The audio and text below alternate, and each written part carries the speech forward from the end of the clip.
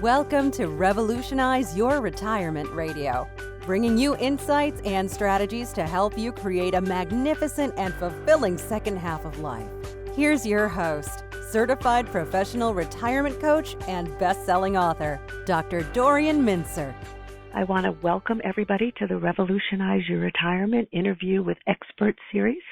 I'm Dorian Mintzer, owner of Revolutionize Retirement and host of the interview series, and I'm delighted to have all of you with you. So let me proceed and just tell you a little about Chris Farrell, who's my guest this month. Many of you have probably read a little about him, and Chris is an economics editor of Marketplace Money, which is a nationally syndicated hour-weekly personal finance show produced by American Public Media. He's a frequent contributor to Next Avenue and author really of a few books, and the most recent one is called Unretirement: How Baby Boomers Are Changing the Way We Think About Work, Community, and the Good Life. And another book that Chris has written is called The New Frugality. Just as an aside, I actually first met Chris. It was funny. I thought it was funny experience for both of us. We both had been invited to be part of the Today Show on this little segment when Al Roker was turning 60, and he was clear he didn't want to retire. And Chris's book was coming out, and the book I co-authored, Couples Retirement Puzzle, had just gotten republished with Sourcebook, an independent publisher. And so he flew in from Minnesota. It's Minnesota, Chris? That's right. Okay, and I took the train in from Boston, and we met there. And then we met again at the Encore Summit in Tempe, Arizona. And so I am just so delighted that you're with us, Chris. And I must say, I got an email from Helen Dennis, who talked about how wonderful you were and said she wants you to know she says hello. Oh, so I just wanted to tell you that. And I do know that ASA is happening as we speak, and so there are a number of people who have signed up who I know aren't able to be here live because they're at the American Society on Aging, but they're all with us in spirit. Chris, let's start, and maybe you can tell us a little about what got you interested really in writing this book. And part of your thesis is that older Americans are increasingly embracing this notion of unretirement. So maybe you can start there and maybe explain what unretirement means and what this trend is about. Sure, and thank you very much for having me. So the genesis of the book actually goes fairly far back. In my career, I've mostly, as a journalist, done economics and personal finance. And in both fields over the past 2-3 decades, a theme in economics has been the aging of the population, particularly the aging of the baby boom population. And most of the discussion had been the negative economic effects of an older population. And then personal finance, personal finance has really been saving for retirement or not saving for retirement. And again, the theme about getting older and entering those retirement years in the personal finance has been that most people aren't going to be able to maintain their standard of living when they get older. And as time went on, we became increasingly skeptical about, paraphrasing Hunter S. Thompson, the dire demographics of aging, or fear and loathing about aging in America. And so started looking into it more carefully, and I went to a couple of the Encore.org conferences, Mark Friedman's group based out of the Bay Area, and just started talking to more people, doing more research, looking more into the economics. And there's a whole body of economic work that has basically pushed back pretty hard against that an older population is going to weigh on the economy. And so that was really the genesis of it, and then it all came together. And part of what came together with the downturn is, as everyone noticed and remarked upon, 55-plus workers, you saw growth in the 55-plus workforce during that period of time. And this was remarked on, and my sense was this is actually part of a longer-term trend. It kicked in before the downturn, and this is the way the world is working. And once you get an idea like that, then you go off and start reporting it out.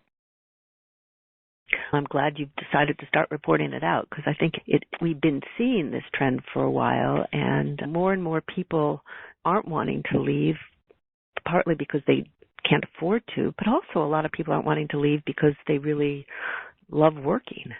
Yes, and with this unretirement, the way I define unretirement is that if you're in the traditional retirement years, it's continuing to earn some kind of an income, continuing to be engaged in the workplace in some form or fashion. That may be flexible work, contract work, temp work, part-time work. It could be another full-time job. It could be starting your own business. But in some sense, you are remaining engaged in the workforce. And what the data shows is that actually is a story of a majority now of people who are into the traditional retirement years, is that in some form or fashion, they're continuing to earn at least some income. So what kind of work, I mean, you've mentioned sort of project work or whatever, but were you finding any trends in that too of the kind of work that older workers are finding? Because we do know that sort of ageism is out there. Ageism is a really big deal. And just to hit on that one really quickly, ageism is real, and what older workers who have skill, they have knowledge, they have experience, and more people are less willing to walk away from that. Through all the ups and downs of our careers, and most of us have had ups and downs, you do reach a point where you do know something, and it's actually a part of who you are and what you are. And fewer people just want to say, I'm not going to use that skill, not going to use that knowledge, not going to use that experience ever again. I'm just going to walk away from it. But they want to stay engaged somehow. So typically what you're seeing is people, it's more in the social service sector, healthcare, education, services, working in a medical diagnostics office. It's more you're not out there in a field or on a factory floor the same way. It's more white-collar work, pink-collar work, gold-collar work, whatever you want to describe it. But I would say it's in the social service sector, the services sector, the information technology sector, using computers. And that was such a big part of our economy now. And if we were having this discussion in the 1950s, 1960s, when the factory and farming and fishing and mining, these were the big sectors of our economy, sort of the dominating sector. Today, it's information technologies, it's healthcare, it's education, it's government. And these are areas where people can continue to work much longer. So what you're really seeing is people taking their skill, their experience, their knowledge, but oftentimes going to a different part of the economy, so going from the for-profit sector to the not-for-profit sector, or shifting away, and maybe you've had some skills and you don't want to keep working for the same company you've been working for, but you do some contract work with them, and you do some contract work with some related companies, and it's doing that kind of a work. So if there is taking your skills, but at the same time kind of shifting over to something that's a little bit different, because that gives you a creative push. It's a little more fun. You're meeting new people. You have different challenges, but you also get the reassurance of tapping into what you actually know how to do and what you feel confident in doing. And are you finding that employers are in these fields, in social services and information technology, are you finding employers becoming more and more open to older workers negotiating these kind of phases and maybe part-time pursuits or changes in their job description? So it's a complicated picture, or it's a mixed picture. So if you overall look at companies, and mostly larger companies now we're talking about, that have human resources departments. This is a big conversation that's going on in the human resource world. And I would say the last couple of years, it's been a conversation, but there hasn't been a whole lot of action.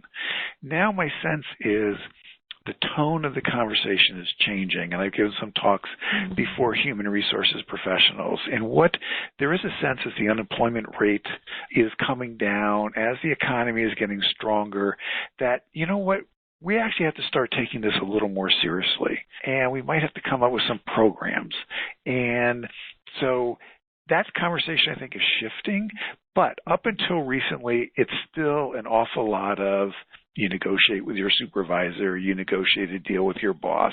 Where we're seeing programs is typically where there's a really low unemployment rate, so that the technology sector of the economy.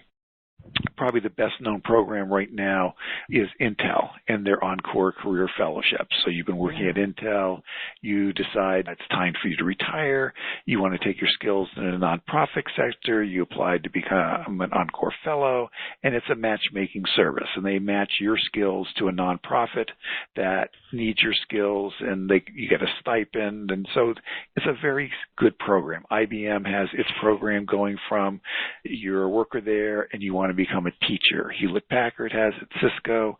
But as you can imagine, these are all parts of the economy where you have very low unemployment, a lot of competition for talent. But when I spent time at Herman Miller up in Zeeland, Michigan, the office furniture manufacturer, they have programs, phased retirement programs. And the federal government, I think this is really exciting. This year and next year, the federal government, the various agencies are going to start instituting their phased retirement program for their workers. And the initial slice how this goes, it can change in the future, but the initial slice will be you agree to work 20 hours a week, and you agree for that 20 hours you spend 20% of your time mentoring younger workers, and then you can partially withdraw on your pension. And there's a lot of interest in this, and I think if it's successful, more and more companies will adopt it. So we're at a transition point, because in 2010, for example, companies intellectually worried about this. You could go into your search engine and find a lot of worry about older workers and all them leaving and what does this mean, but they didn't really have to do much. Now I think they're beginning to say, you know what? We better do something. We better set up a program. We better start dealing with this because it's happening. That's really encouraging to hear. I have heard about the IBM and the Intel. I hadn't heard of the others. And the federal government? So is it open like to anybody across the board, or only in it's open to there are some limitations, and you have to have, depending on which depending on which retirement system you come under, and you have to have put in 20 to 30 years. There are various requirements that you have to meet, but basically what it is for long-time employees who are in the defined benefit pension plan, it has been established that this is really going to be open to them. And the reason why the federal government is embracing this, quite simply, is they have an older than average workforce, and they also have a better educated than average workforce. And so the federal government actually, if you just ran the numbers and said a lot of people are going to retire at 62, the federal government really has a human resource problem on its hands.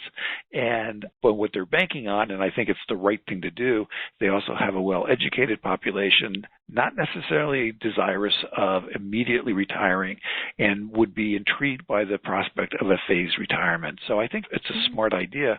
But what is really exciting about it, if it works, I think a lot of other companies are then going to say, hey, this works, and why don't we do something like that? That would be so wonderful to see that begin to happen more, because what I hear sometimes is that it just really totally does depend on the company, but some places are more receptive to the idea of letting you cut back in 4 days or 3 days or different things, and other places just are so rigid. So partly it just depends on what field you're in. And I think that's really that's the norm. Yeah. That's right. What's normal, and very dependent on your relationship with your supervisor or the kind of company that it is. If you're down in Florida, for example, what you'll notice is a lot of the major hospital systems there really have very good programs for older workers, and that's because of the need for nurses. And nursing can be a very tough profession on your body, but it's also a highly skilled profession, and they've set it up so that many nurses can work part-time. So again, it can be a particular industry or it can be a particular sector, and you're absolutely right. The norm is still there's more people wanting to have part-time employment in the traditional retirement years, the unretirement years, than there is right now programs. But what I think we're going to see is more of those programs coming about because of changes in the economy. That is encouraging. And I know in a little bit we'll talk more about even people starting their own companies, entrepreneurship. Right. But let me just stick this. So there's a question from Bob from Arizona who says that I meet many people who say that they're never going to be able to retire and usually say so with very sad affect. And he just wondered, do you have any words of encouragement or thoughts on reframing it for people? Yes, and this is not quite, he's absolutely right. Bob is right. And this is something that we all hear a lot. Even if you think about it, conversations you've had, anecdotal experiences of people saying that. And what it partially is based on is we have an image of what retirement is at its leisure. And that's it. It's just leisure. And if you're working, this is a really bad thing. This is a really big disappointment in your life. Your life has been a failure because instead of having leisure, you're working. And I think that is just I think that is wrong, and B, I think it's a wrong framing. Now, there are people who would love to, their bodies are burned out, their minds are burned out, they don't like their job, and they have to keep working. And it is a resignation. And you can understand that. But for many people, I think we need to shift the discussion to what do you want to do next? What would provide you with some income and some meaning? What are you intrigued about doing? And you've done all these things all your life. You have all this skill and knowledge. And yeah, you know what? We have a society, we have companies, we have organizations. They don't value that enough. But hey, we got to have to change that conversation. And over time, they are going to value. You're part of a movement. They are going to value what you're doing more and more.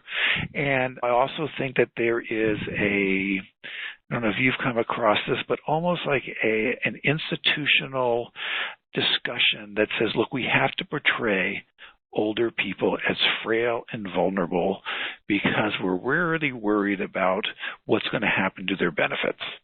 And if we say they're able to work longer, then maybe those benefits are going to be taken away. And I think that would be terrible. The benefits should be taken away. The benefits should not be taken away.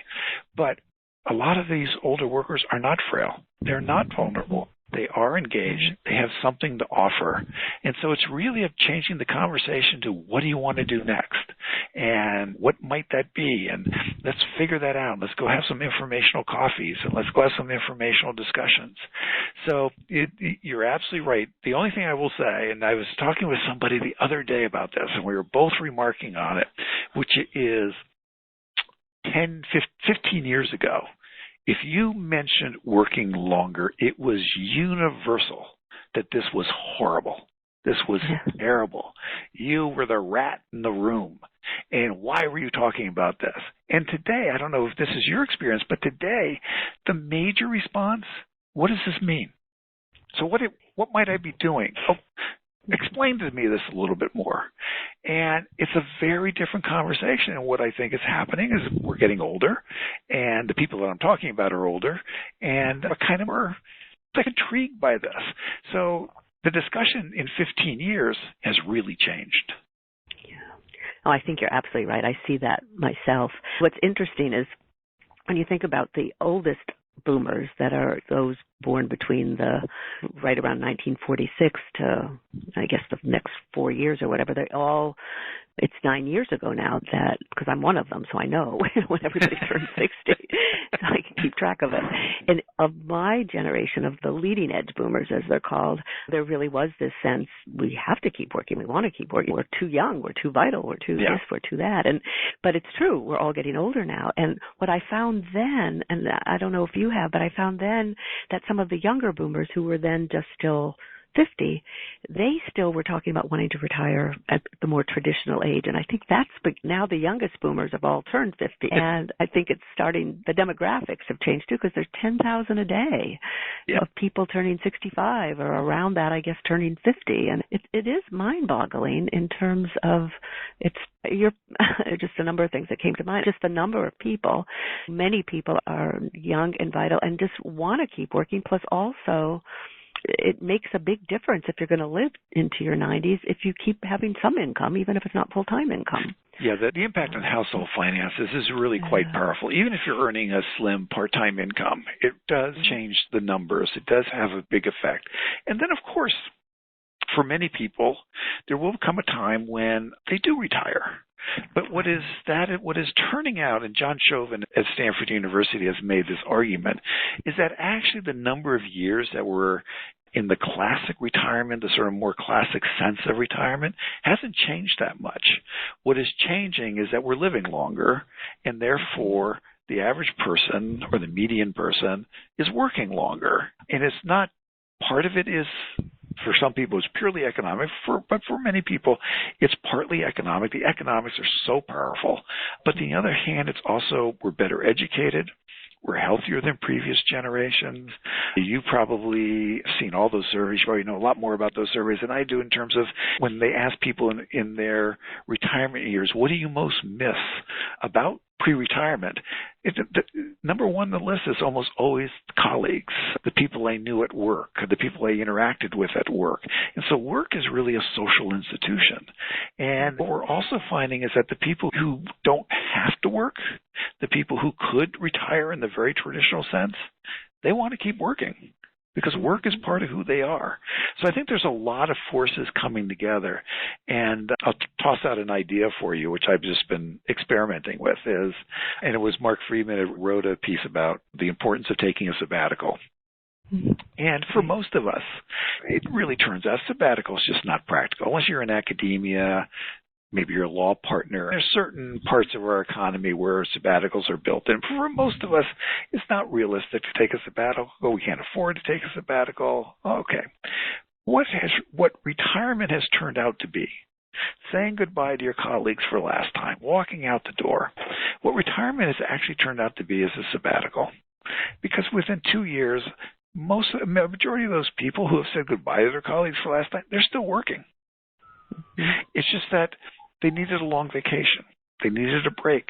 They have to figure out what to do next. They're not working. They're continuing to work. It's just in a different form or fashion. Mm-hmm.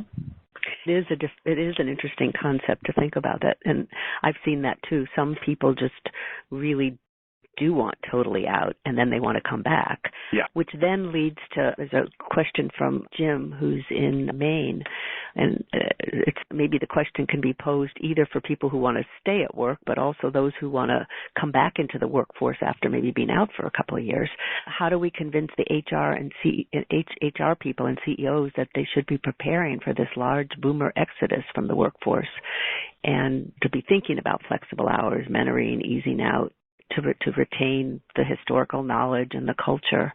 What do we need to do? I know you spoke a little about that before, but maybe you can elaborate a little bit more of thinking about it both in terms of convincing them to let people stay, but it's another paradigm, it seems to me, of convincing people to take people back after they've been out maybe for a couple of years. And there's a very interesting trend going on about bringing people back, which is, and I did some reporting. There's a company which has been doing it for a long time, aerospace in Southern California. They have a very particular business, which is they test and run all kinds of diagnostics on rockets and satellites. And so they have a very skilled workforce.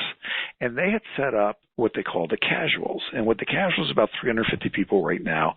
These are retirees who can then come back because this is very skilled work. And it's open to anybody. And they said everyone down up from highly skilled to less skilled can participate in this. And they set up this program. And I thought, boy, why aren't more companies doing this? And it turns out that there are more companies doing it, typically with a highly skilled workforce. But what other companies are doing is they're outsourcing this task to places like Kelly Services. So Blue Cross Blue Shield of America has a program, the Blue program. So you're a manager at Blue Cross Blue Shield. You got a project coming along. You want to liberate a couple of your people to do it, but you need more bodies to be thrown in there. And you can contact, and a retired Blue can come in has the right skills and expertise and help out on that project, and then they go back. And the advantage of going with Kelly Services or Manpower or some sort of outsource is that they deal with there's some limitations on how many hours you can put in at your previous company coming back because you're trying to avoid certain abuses. So they handle all the paperwork. They make sure that you're doing everything correct under the labor law and everything like that. So in a sense, it's outsourced, but the benefit is still there. I think this is going to grow. I think this is a big growth area, particularly for big companies. P&G and Eli Lilly and Boeing. It was really P&G at first. Boeing joined up pretty quickly. They did the same thing. They set up EuroEncore in Indianapolis. They turned to a consultant to set up a company, and that would essentially do the same thing, and now it's expanded. So we're going to see a lot more of that going on. How do we convince management? The main way you're going to convince management, and I think we're going to see this happen, is there is an image in this discussion that what it is, you've been working at a company for a long period of time, you're going to be working there for another 10 years. And I think for most people, they're going to say goodbye. They're going to go on, they're going to move somewhere else. So actually they're taking their skills and their talent elsewhere. And what I think senior management is going to increasingly recognize is, look, if I can set up a way that I can actually keep in touch with this person, and they're going to come back on a part-time basis or a flexible basis, whatever works for their schedule, they're going to be able to come back, and so we can continue to tap into their knowledge or expertise, but they get more time off and they get more flexible time, and because they don't want to be putting in the same number of hours as before either. It's a win-win. And it's not that, and it's actually cheap in the long run. And when you get down to it, with organizations, what really works is both the employer and the employee are in a win-win situation. And I think that's what we're moving toward more and more. And so I'm quite excited about. And you also have temp services, retirementjobs.com, and other places that are moving into this space and developing databases of employers and of older workers and who's performing a matchmaking service. But a big part of it is going to be this growing recognition by employers that, you know what, a lot of skilled, talented, educated people are walking out, and you know what, I don't want to completely lose that. Maybe I don't want them completely on my workforce full time, but boy, if I can have them on my workforce part time and they get to have more free time, or they can work part time for me and go off and start their own business or whatever it is they're going to be doing, that's a win-win situation. Oh, it definitely is. It's encouraging to hear you be so hopeful and optimistic of seeing it. So it's wonderful to hear that. It ties into Karen from Minneapolis comments. She says that her experience with clients is that many of them really need that sabbatical. They need the break for their mind and body. But then after that rest, they often can be creative about what they want to do next. And that's when they can even bring that heightened creativity maybe back to where they were or to another situation because they've had a chance to unwind in a way. I think Karen makes a really important point, and I like to emphasize the importance of planning and 5 years before you're actually really starting to think about retirement. And we can talk about this later on about how you should build this, what we're talking about, into how you think about what's next into your retirement planning, just as is recommended to look at your 401k and your IRA or your house or whatever. You got to take a financial assessment. You also should be taking what do I want to do next assessment. But Karen's got a really important point, which is that a lot of us are working hard, and your organization has a system that rewards certain behavior and penalizes certain behavior. And what people find that they need to do is they need to get away from the organization and its penalties and its rewards and start thinking about, what do I want to do? What would make me happy? Not what would make my colleagues say that's a smart thing to do or my boss say that's a smart thing to do, but what's a smart thing for me to do? And a lot of times you need some space, you need some distance away from your company. And then anyone who's been engaged in thinking about what's doing next, it's a lot of tapping into your network, going to have informational coffees, maybe doing some volunteer work just to see what organization you want to work for. All those things take time. And yeah, I think for a lot of people, it's taking a year, it's taking 2 years, taking a break, but then in the back of your mind, and then over time coming more to the forefront of your mind, start building and being creative and thinking about, okay, what's next? We'll come back to, I think, some of that too, because I think it's really important. Don from Canada says, he wonders from your experience, how would you go about creating a phased retirement program when managements become convinced that they need to clear out the quote unquote dead wood? There's as an employee, there's actually probably very little you can do.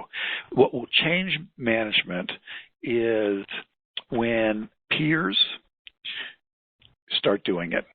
And in the competition for workers, all of a sudden your peers are getting a better worker. Because most companies, if you look like the Intel program or the Hewlett-Packard program or the IBM program, these are good things to be doing, and they're admirable things to be doing. And I think it's great. You think it's great. This is great. But what's going on here is this is about the competition for talent. And what they're able to say to a worker in their hiring, say, look, you're going to have a good career here. And then when it's time for you to leave and you want to go do something else, we're going to help you do that other thing. We're not going to say, hey, you want to leave? You're out the door. What we're going to do is we'll help you when it comes time for you to think about another career. We're going to be there for you. That's going to be part of the discussion that we're going to have with you. Yeah, we got a 401k here, and you're going to have a good 401k. But guess what? You're also going to be able to have resources and conversations and opportunities to take your skills and your knowledge elsewhere, and we are going to help you. And that is an attractive proposition in the competition for talent. Now, you have a choice. So a company that's going to do like that, or a company that's going to say, guess what? We don't want older workers. So as soon as you get older, we're going to figure out a legal way to get around the restrictions, and we're going to get rid of you. Now, over time, which company do you think is going to have better profits and a better workforce? I'm betting on the company that has the program that is going to help you go to the next career. And that's where the pressure is going to come through. It's going to come through the competition in the marketplace. And then I think there's going to have to be changes in the law and social norms, a belief of what is a good life, a belief in an expectation that companies start providing this. There's a lot of things have to come together, because if you are with a company where management doesn't like older workers, and as far as they're concerned, they just would love it if they leave, they're out the door, you're not going to change that overnight. You're just not. It's going to happen with time and through them realizing that they're losing market share, or they're losing profits, or they're not getting the kind of workers they want. I think that realism is really important. And here's an example. Sarah from Georgia says she's just started this process today for all the reasons that you've mentioned so far. She stated what she wanted, and they want to keep her. So they've now started to search for her successor and working out with her a notion about a phased retirement. So that's a lovely example. That's a lovely example. One of the things that, and this is just people in the back of their mind, if you are in an organization where maybe you are negotiating for a phased retirement, the mentoring is what companies also are really reaching for.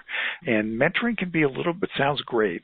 And I've talked to some people who are mentoring their replacement, and they say at first it's a little bit strange, because what you realize is you are eventually talking yourself out of a job, and you are training the person who's going to replace you. And there is an awkward moment. But at the same time, the people I've talked to, everybody adjusts, and it's a good thing. So companies are looking for this knowledge transfer, this skill transfer. How do you do this job? And helping out the younger workers who are bright and they're energetic, but they don't have your skill, your experience. They don't know the organization as well. And so it's a way of providing training and mentoring and smoothing the transition. So that's something really valuable that when you're negotiating with a company or you're negotiating with your supervisor, this is something you really do have to offer. And it's very expensive to try and do that without your help. So that is one of the things that the older worker does have, at least as to be aware of it and to suggest it. You've mentioned, and I think it's true for the most part, that the boomers are the most educated and the kind of jobs that they have, the more white-collar jobs, are different from how it used to be. But what incentives, and often on these calls, people will ask, what about those who are less skilled or people who are lower income? Do you have any sense of what kind of incentives could be developed to help lower income people or people without some of the higher level skills stay in the workforce longer? Yes, and so a couple of things. One is that I think we have a too simplistic perspective on what blue-collar work is. And a lot of blue-collar work is very skilled work and becoming increasingly information technology work. And it was interesting in 2000, during the downturn, early years of the downturn, and Kia, the Korean automaker, opened its plant down in West Point, Pepperell, I believe it was, and the old textile town. And pretty much all the workers that they hired, 480 or whatever the number was, they all had some sort of community college degree, community college certificate. And so I think the real dividing line is skill. It's not white collar, blue collar, it's skill. And when I was here in town, there's a wonderful technical college, Dunwoody, and I was talking to them, and they were saying electricians. Electrician is a job where you do reach a point where it gets harder and harder to climb up the ladder and hold your hands over your head, and it can really wear down your body. But then they go to a place like Dunwoody or a community college and they get a certificate and they make great estimators on projects. And they're really skilled at it and they're really good at it.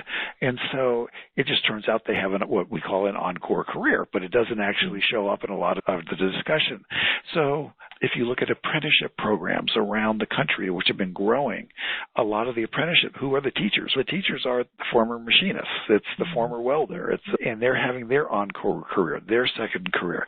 So it's easiest in the sectors of the economy where rather than education or even white collar, blue collar, I would simply use the word skill. And in fact, skilled tradespeople have actually lived the life that many white collar people are now living, which is a lot more volatility to your job, good times and bad times, and are actually quite skilled at making shifts in the economy. When I was a merchant seaman, I worked 4 years on engine rooms of ships. And I always remember this one guy, and he was a welder, and he made good money welding pipelines in Texas. And then that business went bust for a period of time. This was in the depression of the Southwest and in the 80s. And so then what he did is he worked at sea for a while as a welder. It was a lot less money, provided income, and then they owned a little store that his wife ran. And so there's all kinds of things that people do. Mm-hmm. Where I am concerned, and I think where the concern is genuine, is you've worked in a low-income job, a low-wage job all your life, and you've never had an employer-sponsored retirement savings plan. You've never had an employer-sponsored health insurance. And you're getting older and your body is beaten down, and and you do need to retire. And what we really do need to do is we need to increase the benefits. We need to increase Social Security, not talking about cutting back on Social Security, because there are people for whom they need more financial support. They aren't going to be able to work longer, and they're going to find other things to do, but they need more financial support. So I think that this is not an either-or question. This is, if more and more people embrace working longer, it's going to generate more corporate profits, it's going to generate more economic growth, and we're going to be paying a lot more in income taxes coming through the system, and we'll have more than enough wherewithal to take care of those people who can't participate in this. And even there, we need to be wary about making certain assumptions that people can't continue to work. It's just that they probably can't continue to work doing the job that they've been doing because it's actually pretty miserable. Mm-hmm. Such an excellent point. I think it's so important to underscore that notion about the skills. And I think you're so right that, there's so many skills that are transferable, but there are some job situations that lead much more quickly to burnout. So it's really important. And your point is so well taken and important that if more and more people work longer, that is going to help our economy so that those who really can't work longer are able, one would wish, are able to get the help they need. I guess that probably relates too to people who can't continue working because maybe their health is failing. In a way, you alluded to that, but there's another whole group of people where they can't do whatever they were doing because of their health issues. And we all know, on average, if you're better educated and have a higher income, overall you're healthier. But that's on average. And yes, and there are disabilities can really hit hard. Some people just can't continue to work. You have early onset of Alzheimer's, and all kinds of things. And that's always important. It's always that expression, be happy for your health. And it's really true. I also think that as part of this discussion, as we are having this discussion about working longer, which also should affect the way we think about disability. Disability is being redefined. Technology can make big differences in disability. We have a disability system that says you either work or you can't work. And if you can't work, you get support. And if you can work, you basically don't. And but many people are disabled, want to continue to work, and yet they also need support. And so one of the things that I would like to see longer term as part of our discussion, and one of the things that's embedded in the American Disabilities Act, is if you want to be working, whether you're 65 and partially disabled or you're 45 and partially disabled, that we create incentives for employers and for people, that people can continue to work, continue to be a productive member of our society, but because of their disabilities, they can also get some support, as opposed to our current system, which by and large says, if you want that support, you can't work at all. Which ends up being so demeaning to people and infantilizing in some ways, and not helping our economy at all either. Yeah. No. Can you say a little bit more about that? And also it ties in, Jerry from Boston wondered if there are any political leaders at the forefront of this, and wondering, are you aware of any kind of movement in this direction? Because we mostly hear we're going to not have money for Social Security. It's like the doom and gloom of everything. So.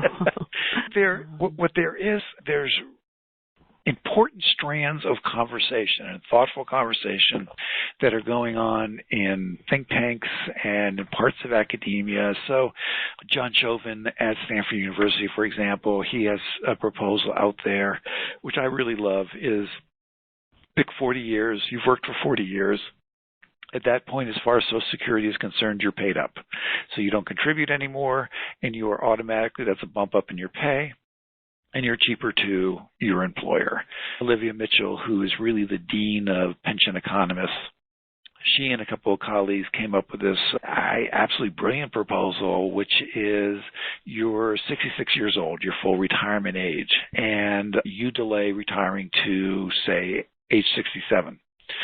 So however, you lock in your age 66 benefit.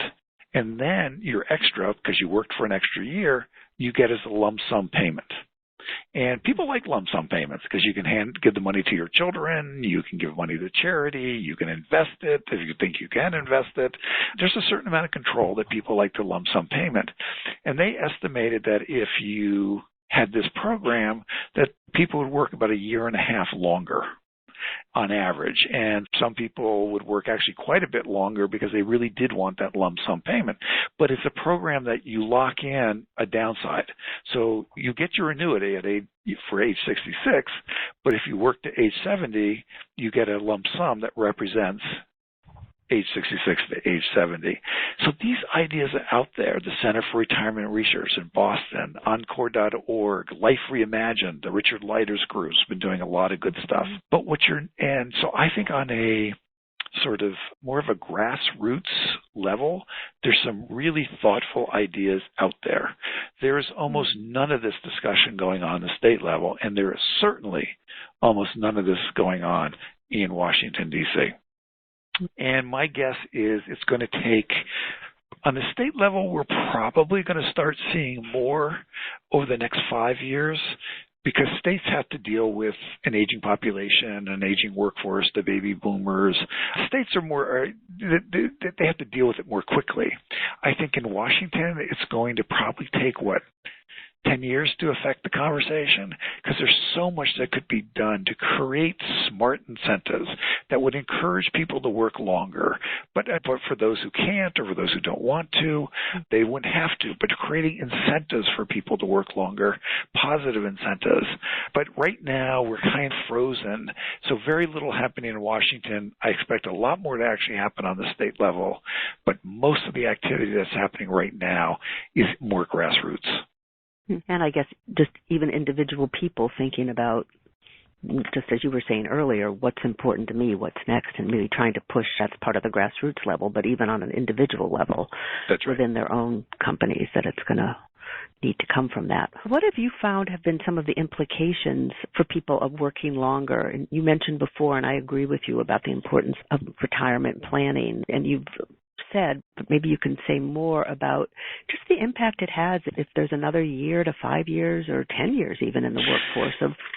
Yeah, so just part of it is, in one way of framing it, so there's a standard in all rules of thumb. If we're just using the rule of thumb for illustrative purposes, but then on an individual level, you would have to adjust the number like this.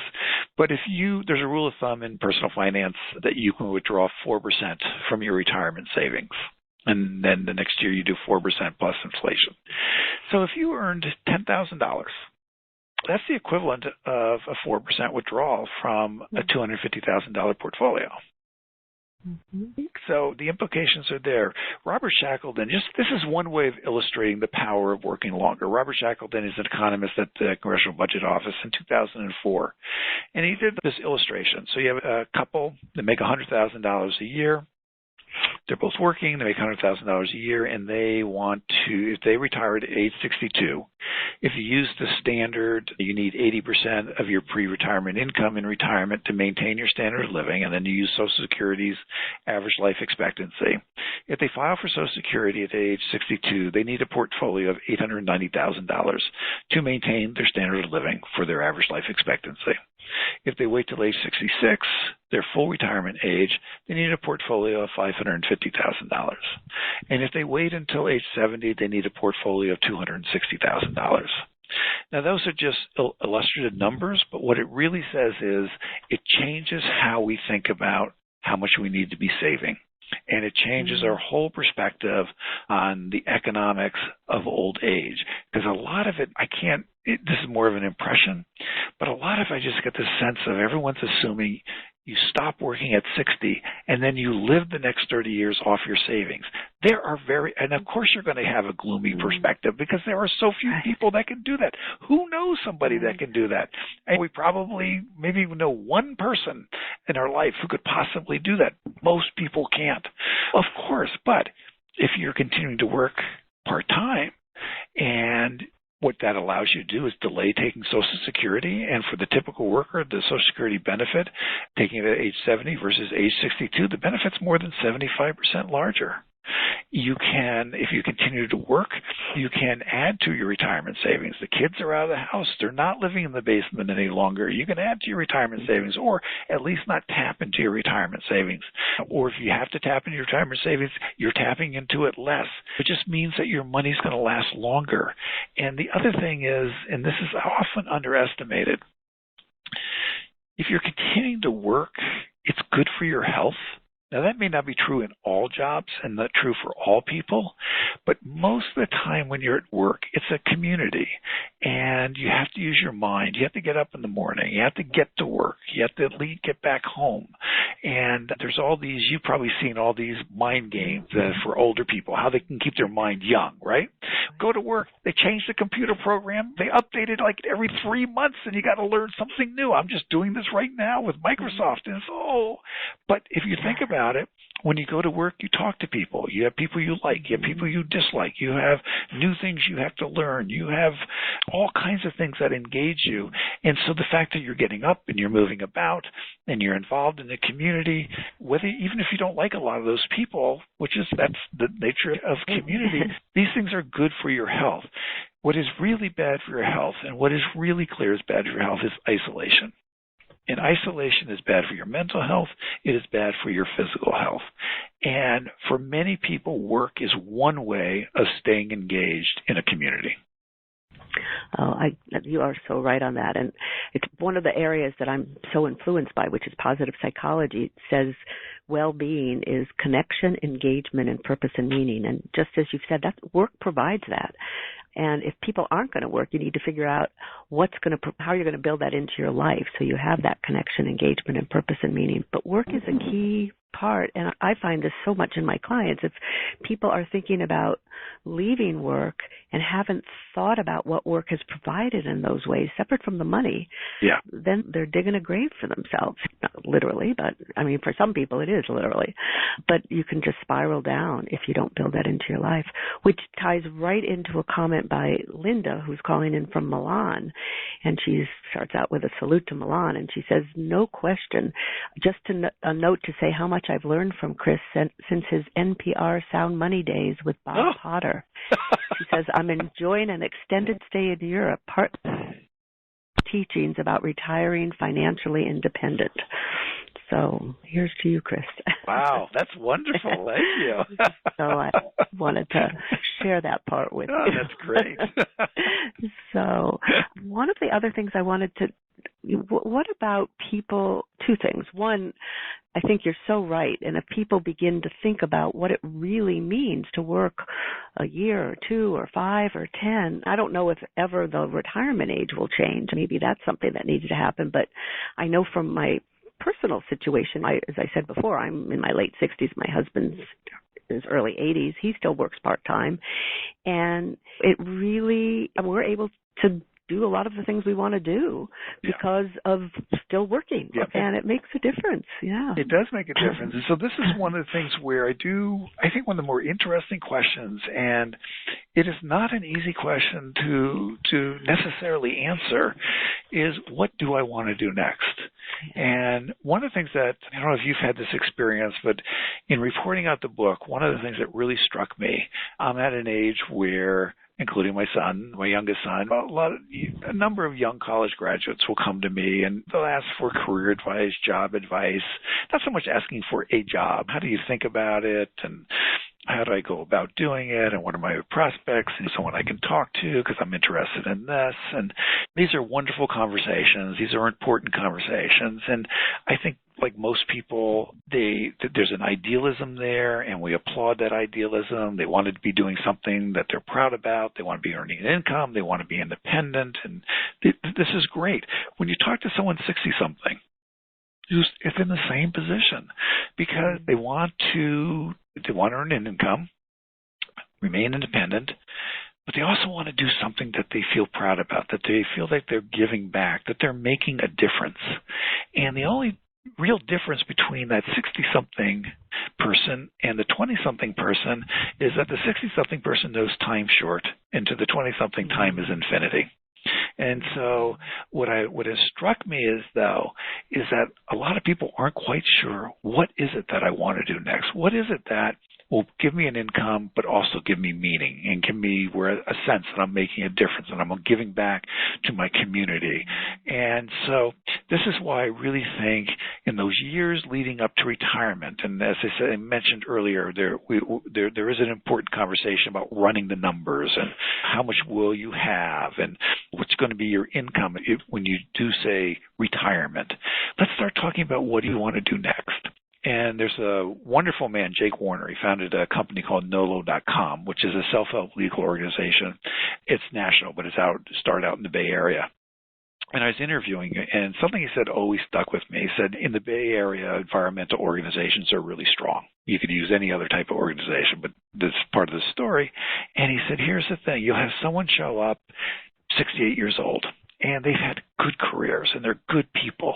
And they show up and they say, look, I just retired, and I really care about the environment. What can I do?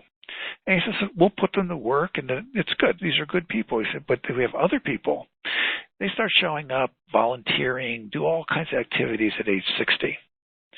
By the time they're 65, we are begging them to retire because we have this job over here that we know they can do. This is the person we want to be doing this job. And that has always struck with me is in the years leading up to retirement, if you're curious about something, take people out who are doing what you're curious about on an informational coffee. If it's a nonprofit, volunteer at that nonprofit. Find out if do you really like this activity? Do you really like these people? Do you want to be working with these people? Or maybe it's something else. But it's using those years leading up toward what we call quote-unquote retirement or the unretirement years. Use that period of time to really explore, okay, what is it that I could do next that could provide me an income, a little more flexibility on my time, but that I really feel good about, that provide, as you were saying, meaning and purpose. And that usually takes time. Right. No, you're absolutely right. And I think starting ahead, and your suggestions are so well taken. Don't wait until, you're ready to say it's time to retire. The earlier you can start building some of these things in and developing perhaps even hobbies that can turn into businesses, right, or the volunteering or whatever. That ties into, maybe you could speak a little, and then I have a couple of other questions for people, but what's been your experience of how practical it is for aging boomers to start their own businesses, to become senior entrepreneurs? I think that actually is quite practical. Now, there are two kinds of entrepreneurs, and one kind is you lost your job at age 55, 56, 57, and it's just really hard to get another job. But you have a network, you have skills, you have knowledge, and you become a Schedule C business. And a consultant would be a classic example. And then you have people who they've had an entrepreneurial dream and they're getting older. Hey, if I'm going to do it, I'm going to do it now. Or I want to work for myself and I want to have some informal partnerships with people I know. I just don't want to be living in an environment anymore where I'm being asked over and over again to do more with less. And I can go out and make a decent living, not a great living, but a decent living, and I'm going to be my own boss. And overall, in 2013, 23% of all new businesses were created by the 55 to 64-year-old age group. And so I think it's actually quite practical. And when people dismiss it, they have this idea, you're 67 years old and you're going to create Facebook. First of all, it could happen. But secondly, that's not what most people are doing. They're not out to create a multi-billion-dollar enterprise that they have 4,000 employees. What they're out to do is create a viable business that they enjoy, that taps into their knowledge, taps into their skill, provides an income, and people who are self-employed can work a lot longer. And the evidence is they do work a lot longer. So I think this is actually a very exciting aspect of it. And there's all kinds of ways to, the one thing, of course, warning bell going off is you don't want to drain your 401k or your 403b or your IRA in order to fund this business. No, you don't want to do that. In today's world, you work out of your apartment or your home. Technology has lowered the cost of doing many things. Maybe you go to a co-sharing workspace where there's lots of other people like you are renting a table and has good Wi-Fi and coffee and some networking opportunities. And so there's all kinds of ways that you can start your own business, a Kickstarter campaign. That doesn't mean that you're draining your retirement savings, and that if it goes bust, you're all of a sudden facing a financial Armageddon. So yes, what I would say is you want to be smart with your money when you're doing this, but I think there is a lot of opportunity here because the most valuable asset the older worker has are their skills, their knowledge, experience, their network. And you know what? If you can solve a problem for someone, you can make some money off of that. Mm-hmm. And your creative ideas are really helpful. I'm amazed when I see what people do. When we have so much snow here in Boston, I know you get a lot in Minnesota, but no, you got it this year. We got it this year. But I couldn't believe this. Just an example of how, if you think you can do something that's going to meet a need of somebody, think about it. Like somebody was boxing up snow and mailing it off to people who wanted snow. Now, tell me, I don't know how that would last, but I was talking to an unretired person, and I was doing a call-in show here at Minnesota Public Radio, and this person called in, and very happy, really happy, and he was in his unretirement, and I'd been trying to remember, I think he'd been a school teacher or something. He'd been in administration, K through 12 administration, and he retired, but at the end he failed at retirement and kind of bored, and what he ended up being is a driver. So he drives people to the airport and that kind of thing for a limousine taxi company. And he was having a great time because he said, here's the thing. You want to go off for a 3-week vacation or you want to go visit the grandkids, you just call up, say, I'm gone for 3 weeks. And then when you come back, you just call up and say, I'm back. And then stuff comes. And now to me, this would be the most horrendous, miserable period of time because I don't like driving. But he liked driving. He liked his customers.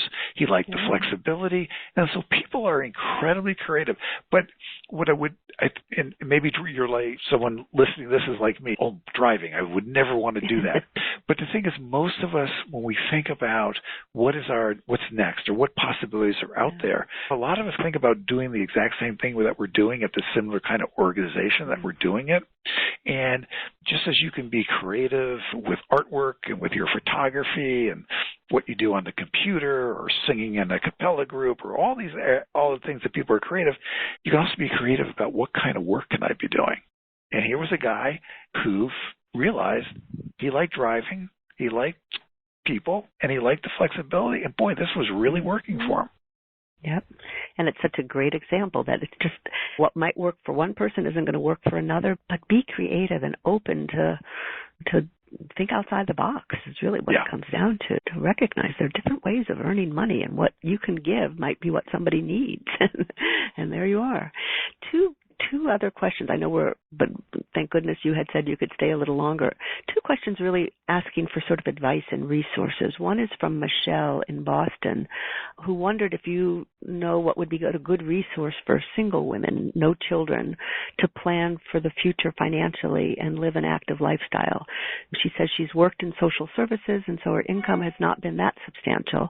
Yeah. She's 60, so catching up is limited, and she has to figure out what she can do in the next decade. She said she searched many sites, and most information seems to be geared toward couples, and she wonders if you have any thoughts or advice for single women with or without children, I guess would be helpful, although in her situation it's without children. There is a national organization, and it has a very strong chapter in Boston, Women in Transition Network.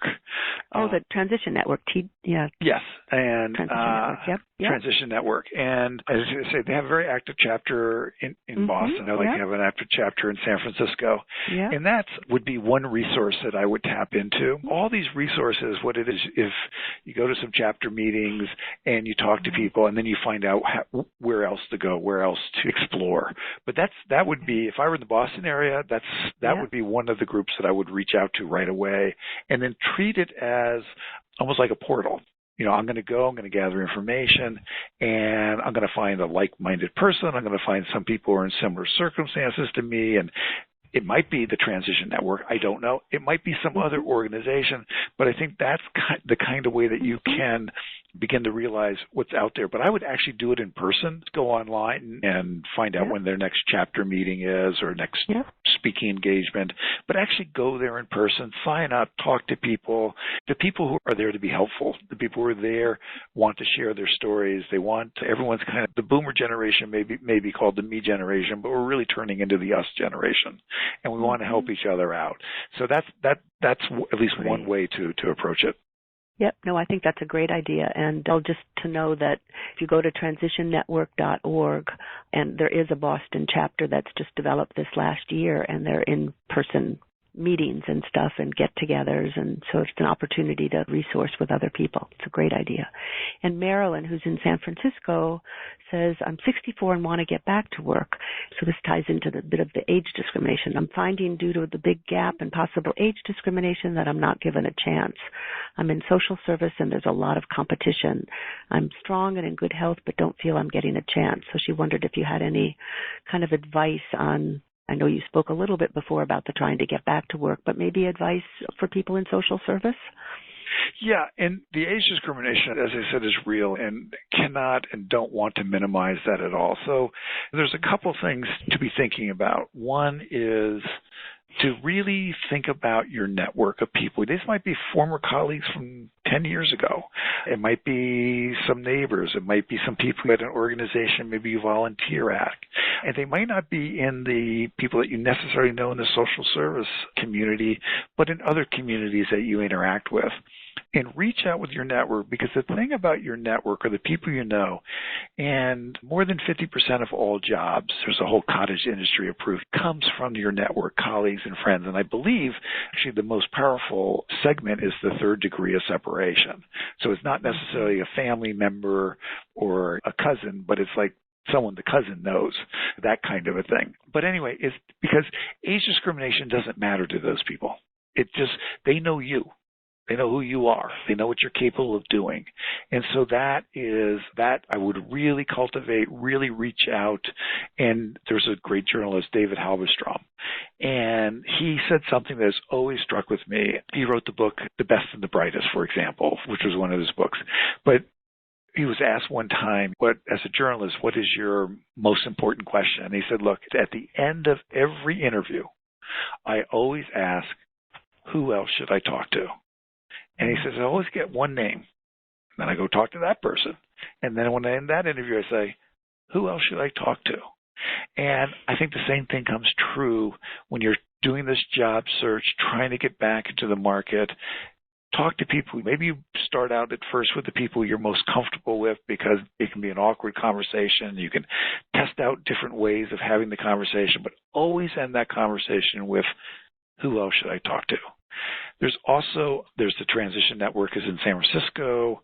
There's a number of organizations in the Bay Area. And if you go to encore.org, and they have a list of Encore-related organizations in a lot of parts of the country, and I know there are a couple in the Bay Area.